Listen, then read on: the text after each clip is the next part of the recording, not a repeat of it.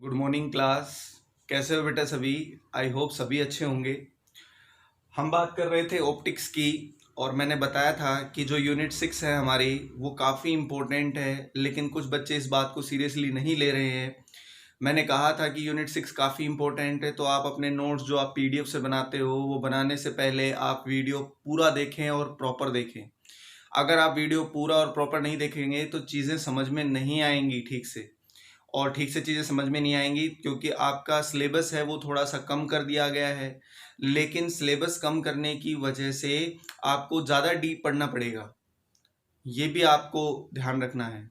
छोटी छोटी बातें आपको पकड़नी होंगी, तो आप वीडियो है वो बेटा प्रॉपर देखें और पूरा देखें, ठीक है। बहुत सारे बच्चे इस चीज़ को फॉलो नहीं कर रहे हैं।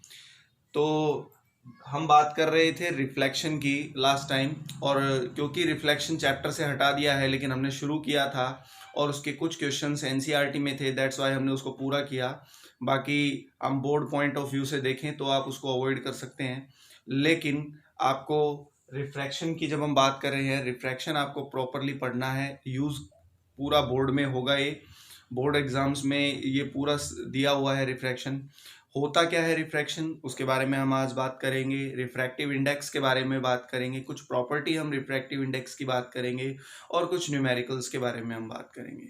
तो देखें ज़रा, तो यहाँ पर रिफ्रैक्शन की जब हम बात करते हैं तो रिफ्रैक्शन में हम कहते हैं कि वो ऑप्टिकल फिनोमिना होता है जिसके अंदर लाइट है, रे ऑफ लाइट है, वो एक मीडियम से दूसरे मीडियम में जब एंटर करती है तो वो अपने पाथ से डेविएट हो जाती है।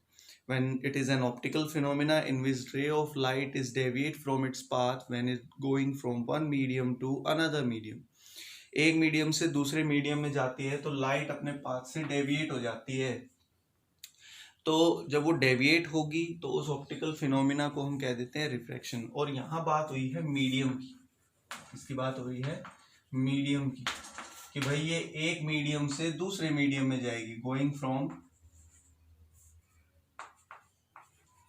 ऑप्टिकल फिनोमिना लिख देते हैं। It is an optical phenomena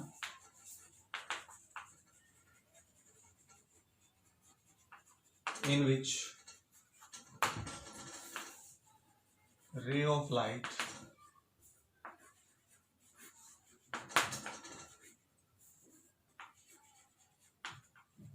deviate from its path when it going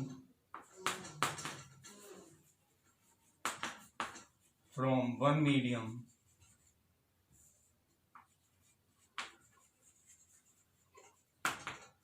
to another medium।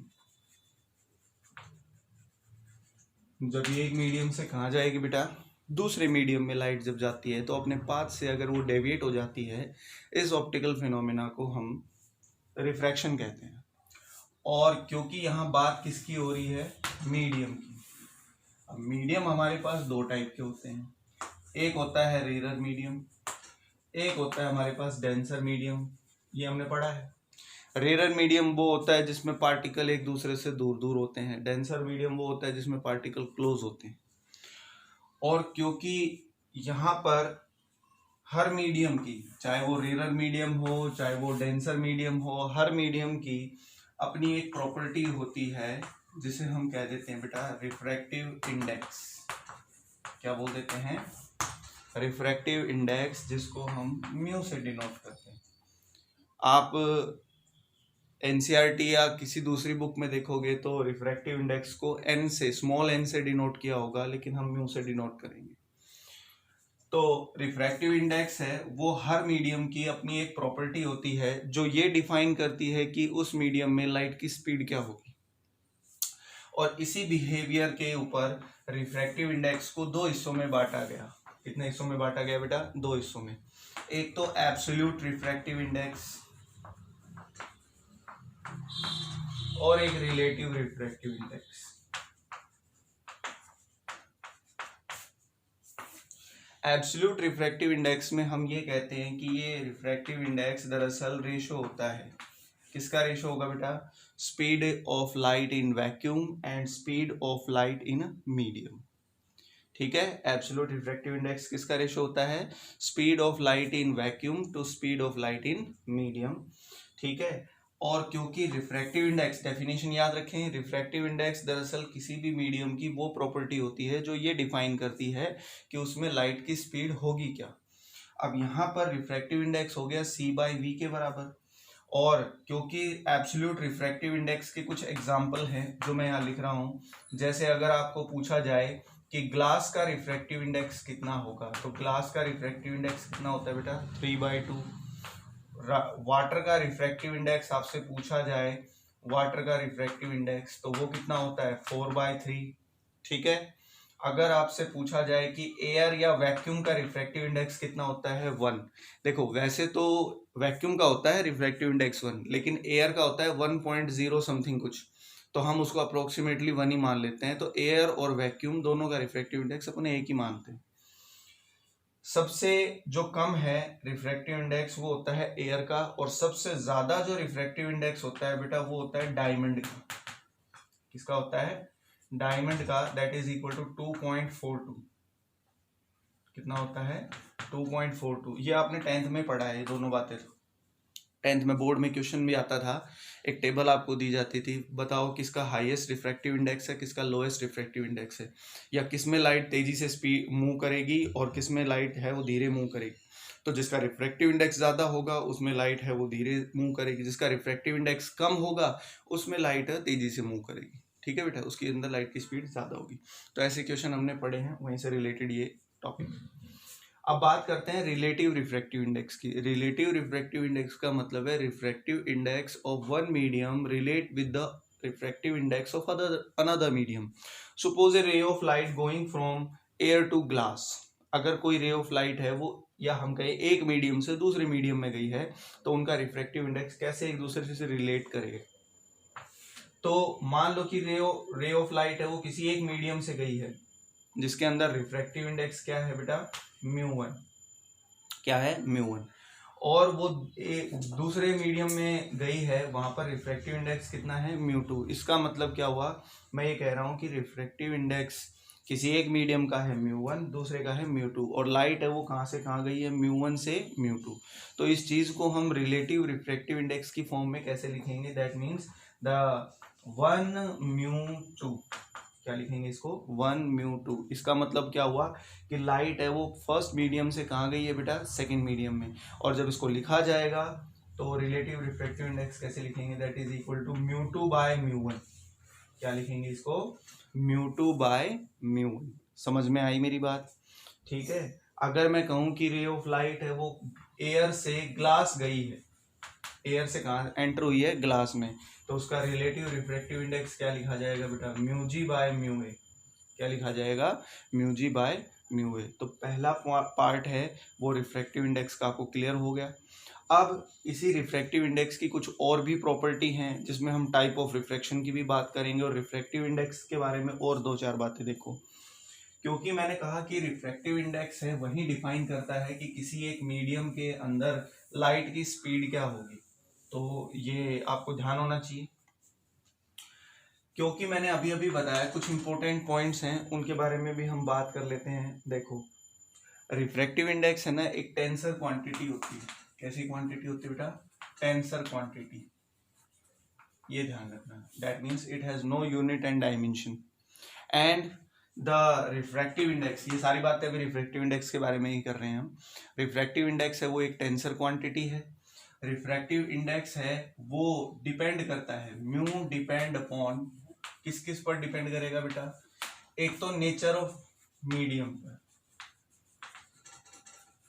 Nature of medium पर, वेवलेंथ ऑफ लाइट, लाइट की वेवलेंथ पर, और तीसरा है टेम्परेचर पर। रिफ्रैक्टिव इंडेक्स है ना किसी भी मीडियम का, वो इन 3 चीज़ों पर डिपेंड करता है। तो मीडियम का नेचर कैसा है, लाइट की वेवलेंथ कैसी है, और टेम्परेचर कैसा है। तीसरी बात, सपोज हमारे पास भाई रिफ्रैक्टिव इंडेक्स की हम बात कर रहे हैं, चलो बस इतनी 2-3 बातें हैं। बाकी जो रिफ्रैक्टिव इंडेक्स से रिलेटेड हैं वो लॉ ऑफ रिफ्रैक्शन से कनेक्ट होंगी इसमें। तो अगला जो टॉपिक है उसमें हम बात करते हैं लॉ ऑफ रिफ्रैक्शन, आगे भी बताएंगे इसके बारे में, वो लॉ ऑफ रिफ्रैक्शन से रिलेटेड है। जरा देखो, तो लॉ ऑफ रिफ्रैक्शन, जैसे लॉ ऑफ रिफ्लेक्शन था ऐसे ही लॉ ऑफ रिफ्रैक्शन है, ये हमने पढ़ा है बेटा। तो लॉ ऑफ रिफ्रैक्शन क्या कहता है वो देखो जरा। लॉ ऑफ रिफ्रैक्शन की 2 पॉइंट्स थे। पहला पॉइंट ये कहता है, क्योंकि इसने ये कहा था कि कोई भी लाइट है ना जब एक मीडियम से दूसरे मीडियम में एंटर करती है, तो भाई मीडियम मान लो ऊपर वाला रेयर है और ये है डेंसर। ऊपर वाला मीडियम क्या है बेटा, रेयर मीडियम है, नीचे वाला डेंसर मीडियम है, और ये एक बाउंड्री है जो इस दोनों मीडियम को सेपरेट कर रही है। कोई भी लाइट जो एंटर कर रही है रेयर मीडियम से डेंसर मीडियम में, सपोज रेयर मीडियम में चली है, इसका रिफ्रैक्टिव इंडेक्स यहाँ पर μ1 है। कितना है रिफ्रैक्टिव इंडेक्स, μ1। और ये हो गया भाई पॉइंट ऑफ इंसिडेंस, और यहाँ से मैंने एक नॉर्मल ड्रॉ कर दिया, that will be angle I. I represent the angle of incidence in the rear medium, and suppose it bend, ये बैंड कर गई डेंसर मीडियम में, डेंसर मीडियम का रिफ्रैक्टिव इंडेक्स μ2 है, that is R be the angle of refraction. तो ये दूसरे medium में एंटर कर गई और अपने पाथ से डेविएट कर गई, जाना इसे सीधा था, ये बैंड हो गई। ये भी हम आगे बात करेंगे कि it band towards the normal away from the normal. फिलहाल मैं एक छोटा सा कॉन्सेप्ट लेके चल रहा हूँ कि भाई ऐसे वो लाइट बैंड कर जाएगी, मतलब अपना ओरिजिनल पाथ है ना वो छोड़ देगी। तो लॉ ऑफ रिफ्रैक्शन ये कहता है कि भाई जो इंसिडेंट रे है और जो रिफ्रैक्टेड रे है और normal, that is the normal, ये normal, incident ray, refracted ray और नॉर्मल तीनों के तीनों हैं वो लाई करेंगे बेटा सेम प्लेन में। ये हमारा पहला पॉइंट है जो कि लॉ ऑफ रिफ्लेक्शन में भी एक जैसा ही था। जो दूसरा पॉइंट है ना वो आपको ध्यान से पढ़ना है। 10th क्लास में तुम ये पढ़ के आए थे कि sine I by sine are is equal to mu के बराबर होता है, इसको हम बोल देते हैं, ठीक है, इसको स्नेल्स लॉ बोल देते हैं। लेकिन second point law of refraction का ये कहता है, अब इसको थोड़ा सा चेंज कर देंगे। सेकेंड लॉ ऑफ रिफ्रैक्शन ये कहता है कि भाई जो साइन एंगल ऑफ इंसिडेंट है और जो रिफ्रैक्टिव इंडेक्स है, अब देखो साइन एंगल ऑफ इंसिडेंट है वो किस में बना है बेटा, sine angle of incidence rare medium में, तो और रेयर मीडियम का रिफ्रैक्टिव इंडेक्स कितना है, μ1। तो भाई सेकंड पॉइंट, पहला पॉइंट तो ये कहता है कि भाई I R, R R and normal lie in same plane, lie in same plane, ऐसा उसने बोला।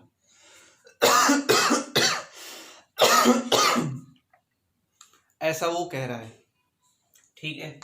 दूसरा पॉइंट ये कहता है कि जो साइन आई है मतलब साइन एंगल ऑफ इंसिडेंस है, और इंसिडेंस है वो किस में बना है, कौन से मीडियम में, रेयर, उसके अंदर रिफ्रैक्टिव इंडेक्स कितना है, μ1। तो साइन एंगल ऑफ इंसिडेंस और जो रिफ्रैक्टिव इंडेक्स है उन दोनों का प्रोडक्ट क्या होगा, किसके बराबर होगा बेटा, कांस्टेंट रहेगा हमेशा, ऐसा ये कहता है। या तो मैं ऐसा बोल दूं, या इसकी दूसरी डेफिनेशन ये भी है कि भाई साइन एंगल ऑफ रिफ्रैक्शन और multiplied by the refractive index, refraction कौन से मीडियम में है, डेंसर में, इसमें रिफ्रैक्टिव इंडेक्स कितना है बेटा, μ2, ये कांस्टेंट के बराबर होगा, ठीक है, ऐसा कहता है सेकंड पॉइंट। सेकंड पॉइंट ये कहता है कि sine angle of incidence and the refractive index of the medium product is always to be constant, और sine angle of refraction and the refractive index of that medium, the product of both is equal to constant. मतलब product होगा sine angle of incidence और उस medium के refractive index का हमेशा constant रहेगा। या तो मैं ये कह दूं या ये कह दूं। लेकिन तुम कहोगे सर 10th क्लास में तो हमने स्नेल्स लॉ पढ़ा था, बेटा यहाँ से निकल तो रहा है स्नेल्स लॉ, देखो जरा दोनों कांस्टेंट के बराबर हैं, दोनों को कंपेयर करो। कंपेयर करूंगा तो क्या आ जाएगा, देखो साइन आई क्रॉस मल्टीप्लाई कर दो, sine are is equal to किसके बराबर, μ2 बाय μ1 के। और इस चीज को, ये जो हमारे पास इन दोनों को कंपेयर करने के बाद जब ये बनेगा तो इस चीज को हम क्या लिख सकते हैं, sine I by sine are is equal to, ये जो μ2 बाय μ1 था इसको मैं किसके बराबर लिख दूं, म्यू के। तो ऐसा हम लिखते हैं। तो लॉ ऑफ रिफ्रैक्शन आपको ध्यान से पढ़ना है कि लॉ ऑफ रिफ्रैक्शन कहता क्या है। लॉ ऑफ रिफ्रैक्शन पहला पॉइंट तो इजी है, दूसरा पॉइंट ये कहता है कि भाई the product of the sign angle of incidence and the refractive index of that medium is always constant. या तो मैं ये बोल दूं या ये बोल दूं, तो आपकी मर्जी है, जो भी आप इसमें लिखना चाहें, दोनों में से ये डेफिनेशन या ये डेफिनेशन। जब इन दोनों को हम यूज करते हैं अकॉर्डिंग टू द डायग्राम, तो हमें कुछ ऐसा मिलता है, and we can say that is sine I by sine are is equal to mu. और इसी को क्या कहा गया था बेटा? Snell's law. क्या कहा गया था? Snell's law. ठीक है, ये हमारा स्नेल्स लॉ था। इसके बाद अब टाइप ऑफ रिफ्रैक्शन की बात करते हैं। तो देखो टाइप ऑफ रिफ्रैक्शन क्या कहता है।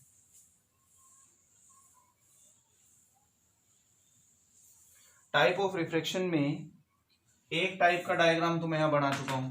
इसमें लाइट कहां से कहां जा रही है? रेरर मीडियम से कहां जा रही है बेटा? Denser medium. जब लाइट रेरर से डेंसर जाती है ना, तो वो बेंड कर जाती है टुवर्ड्स द नॉर्मल। ये कैसे कहा? और हमने ये भी पढ़ा है कि भाई लाइट जब सपोज ये डेंसर मीडियम है और ये रेरर मीडियम है, दैट इज μ2 और μ1। लाइट गई डेंसर से, ये मैंने नॉर्मल ड्रॉ कर दिया, that will be angle I, and it bend away from the normal, that is angle R, incident ray, refracted ray। ऐसा मैं क्यों बोल देते हैं हम? मतलब ऐसे ही मन में आया तो बोल दिया कि भाई लाइट है वो रेरर से डेंसर जा रही है तो टुवर्ड्स द नॉर्मल बेंड कर जाएगी, और लाइट है वो रेरर से डेंसर से रेरर गई है तो अवे फ्रॉम द नॉर्मल। नहीं बेटा, इसका एक लॉजिक है, वो लॉजिक यहाँ देंगे। देखो जरा ध्यान से, हमने पढ़ा है कि भाई sine I by sine R, ray of light किसके बराबर होगा? म्यू के। और अभी अभी मैं लिख के आया हूं कि म्यू को हम क्या लिख सकते हैं? μ2 बाय μ1। अभी समझाया था ना। सपोज लाइट है वो रेरर से, ये वाला डायग्राम है रेरर से डेंसर का, और ये वाला डायग्राम है डेंसर से रेरर का। जरा ध्यान से समझो। तो हमने ये कहा कि भाई स्नेल्स लॉ है वो ये कहता है कि sine I by sine are is equal to μ2 by μ1। मैंने इसके लिए चूज किया है, ये फॉर्मूला इसके लिए लिखा है, रेरर से डेंसर के लिए। और हमें पता है कि जो एब्सोल्यूट रिफ्रैक्टिव इंडेक्स है वो उसमें हम क्या कहते हैं? म्यू बराबर सी बाई वी। इसका मतलब रिफ्रैक्टिव इंडेक्स है वो speed of light in a medium के इनवर्सली प्रोपोर्शनल होता है। और जब ये इनवर्सली प्रोपोर्शनल होगा तो इसका मतलब मैं इसको क्या लिख सकता हूं बेटा? ये लिख सकता हूं, that is equal to μ2 by μ1 है तो रिफ्रैक्टिव इंडेक्स v के इनवर्सली प्रोपोर्शनल है, तो मैं ऐसा लिख दूंगा। यहां से मुझे इन दोनों बातों के रिलेशंस क्लियर हो जाएंगे, क्योंकि अगर सपोज v1 है वो v2 से बड़ा है, v1 be the speed of light in rarer medium and v2 be the speed of light in denser medium। ये v1 लो भाई और ये v2 लो। तो यहां से ये क्लियर हो गया कि अगर v1 बड़ा है ना, वेलोसिटी अगर ज्यादा है, तो इसका मतलब वो मीडियम क्या हो गया? रेरर। और अगर वेलोसिटी ज्यादा है तो रिफ्रैक्टिव इंडेक्स कम है, रिफ्रैक्टिव इंडेक्स कम है तो आई क्या है बेटा? ज्यादा। आई क्या है? ज्यादा।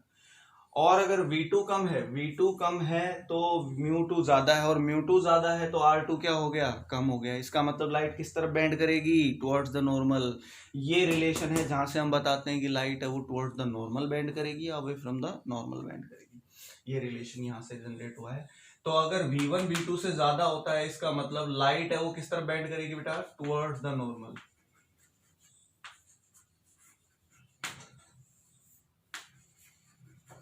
लाइट बैंड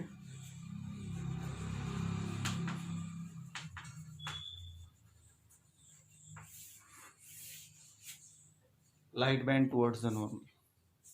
जब v1 ज्यादा होगा, अगर अल्टरनेट केस हुआ तो लाइट किस तरफ बेंड कर जाएगी? Away from the normal. तो ये तो बात थी हमारे पास इसकी। सपोज अगर ये भाई लाइट है वो जा रही है रेरर से मीडियम, और मुझे निकालना है कितना एंगल ऑफ डेविएशन होगा। तो एंगल ऑफ डेविएशन रेरर से डेंसर और डेंसर से रेरर में कैसे निकालेंगे? लाइट अगर बेंड नहीं होती तो कहाँ जाती बेटा? बिल्कुल सीधी, लाइक दिस, ये हो जाती। अब लाइट जाती यूं, लेकिन बैंड इस तरफ हो गई है। कितनी बैंड हो गई है यही तो निकालना है, यही तो हमें पता करना है कि भाई लाइट है वो अपने ओरिजिनल पाथ से कितना बैंड हो गई है, that is equal to delta. और यहाँ बड़ा कौन है भाई? आई बड़ा या आर बड़ा? जब रेरर से डेंसर जाती है तो अभी समझाया तुम्हें, आई बड़ा होता है, that is equal to I minus.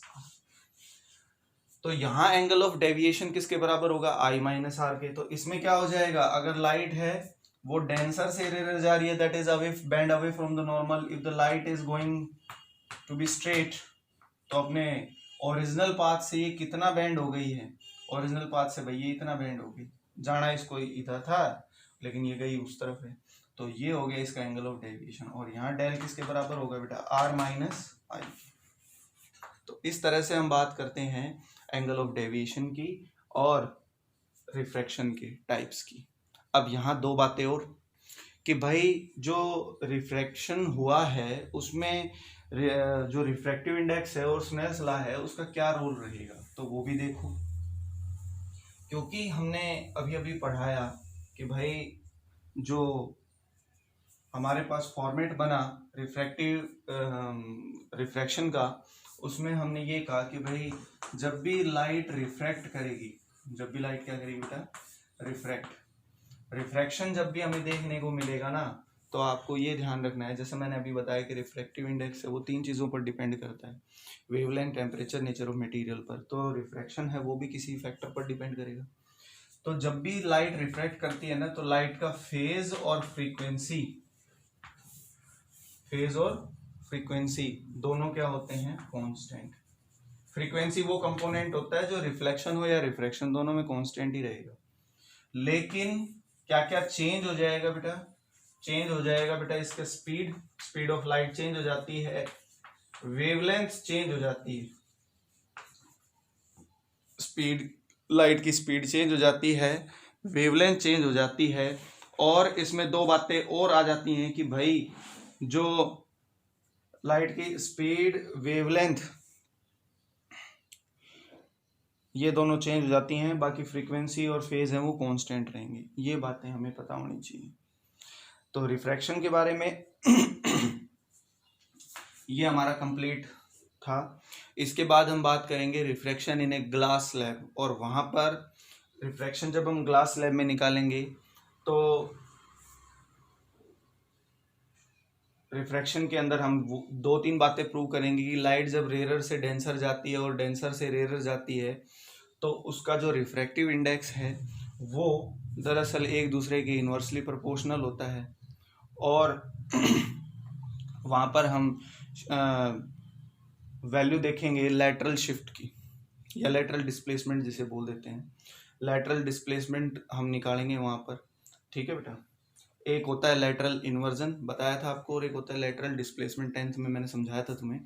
A lateral inversion तो होता है मिरर के अंदर, जैसे हम मिरर में देखते हैं तो लेफ्ट हैंड राइट नज़र आता है, राइट हैंड लेफ्ट नज़र आता है, तो वो तो लैटरल इन्वर्जन कहलाता है। लैटरल शिफ्ट या लैटरल डिस्प्लेसमेंट होता है रिफ्रैक्शन के अंदर। जब लाइट किसी ग्लास स्लैब में एंटर करती है तो 2 बार रिफ्रैक्ट करेगी, रेयर से डेंसर, डेंसर से रेयर। उस दौरान लाइट के ओरिजिनल पाथ से जो इमर्जेंट रे होगी वो कितना डिस्प्लेस हो गई है या कितनी दूरी पर है, उसको हम लैटरल डिस्प्लेसमेंट बोल देते हैं, वो हमें निकालना हो। और जब हम जब हम वो निकालते हैं उस दौरान तो हम 2-3 बातें प्रूव करते हैं कि भाई इंसिडेंट रे और इमर्जेंट एंगल दोनों बराबर है। दूसरा पॉइंट हम ये निकालते हैं कि रेयर से डेंसर का रिफ्रैक्टिव इंडेक्स डेंसर से रेयर के रिफ्रैक्टिव इंडेक्स के एक दूसरे के क्या है बेटा, रेसिप्रोकल हैं। ठीक है, वो हम यहाँ निकालेंगे। तो ये 2-3 बातें हम प्रूव करेंगे। एक छोटा सा न्यूमेरिकल है जो इसी पर बेस्ड है, ज़रा वो देख लेते हैं एक बार। तो बेटा ये एक क्वेश्चन है जिसमें ये कह रहा है कि एक फिल्म ऑफ ऑयल है जिसका रिफ्रैक्टिव इंडेक्स 1.20 है, lie on water surface. Water के ऊपर एक ऑयल की फिल्म लगी हुई है, ठीक है, और वाटर का रिफ्रैक्टिव इंडेक्स अगर नहीं भी दिया है तो आपको पता होना चाहिए 4/3 का मतलब 1.33। A light is incident on the oil boundary at 30 degree, calculate the angle of refraction. तो हमें एंगल ऑफ रिफ्रैक्शन निकालना है। तो इसका मतलब एंगल ऑफ रिफ्रैक्शन कैसे निकालेंगे, sine I by sine R. Ray of light कहाँ से कहाँ एंटर हो रही है बेटा, ऑयल के ऊपर आकर गिरी है, 30 डिग्री इंसिडेंट हुई है और फिर वाटर में एंटर कर रही है। तो इसका मतलब रे ऑफ लाइट है वो ऑयल से कहाँ गई है बेटा, water, that is equal to mu डब्ल्यू बाय म्यू ओ, ऐसा लिख सकते हैं। मुझे आर निकालना है, इंसिडेंट कितना दे रखा है 30 डिग्री, तो sine 30 divided by sine are is equal to mu W कितना है 1.20 and that is equal to mu water है 1.33 और ये हो गया ऑयल कितना बेटा 1.20। इसको सॉल्व कर लो क्रॉस मल्टीप्लाई करके, सिंपल से क्वेश्चंस हैं। तो इस तरह के क्वेश्चंस हमें देखने को मिलते हैं।